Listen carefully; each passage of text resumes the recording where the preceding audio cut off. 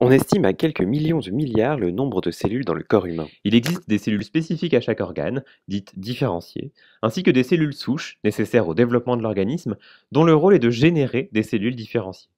Les cellules souches normales peuvent devenir cancéreuses et se multiplier de manière incontrôlée. On a alors développement d'une tumeur composée majoritairement de cellules cancéreuses non souches et minoritairement de cellules souches cancéreuses. À l'heure actuelle, les méthodes de chimiothérapie et de radiothérapie ne permettent pas de cibler spécifiquement les cellules cancéreuses et ne sont pas efficaces contre les cellules souches cancéreuses. Même lorsque la rémission d'un patient est déclarée, quelques cellules souches cancéreuses peuvent rester et entraîner une récidive. Aujourd'hui, les chercheurs et les médecins manquent d'outils pour isoler et étudier ces cellules et donc pour proposer des traitements appropriés. Teraxis s'est donné pour mission de développer ces outils et traitements par le biais d'une technologie de rupture dans le traitement des cancers. Alors comment cibler spécifiquement ces cellules souches cancéreuses et les éradiquer?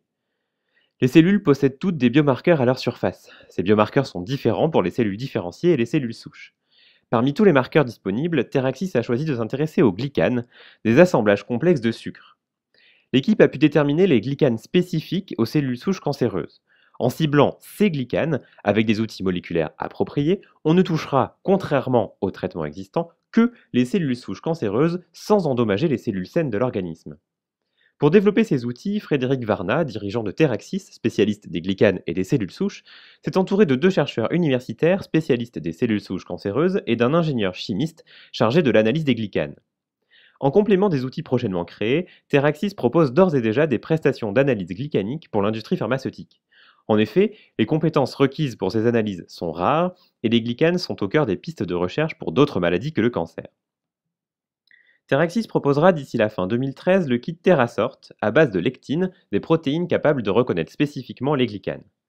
Ce kit permettra de connaître la proportion de cellules souches cancéreuses dans une tumeur, et on l'utilisera aussi pour séparer les cellules souches cancéreuses des autres cellules cancéreuses, afin de travailler exclusivement sur ces premières, et donc mieux les connaître et les appréhender.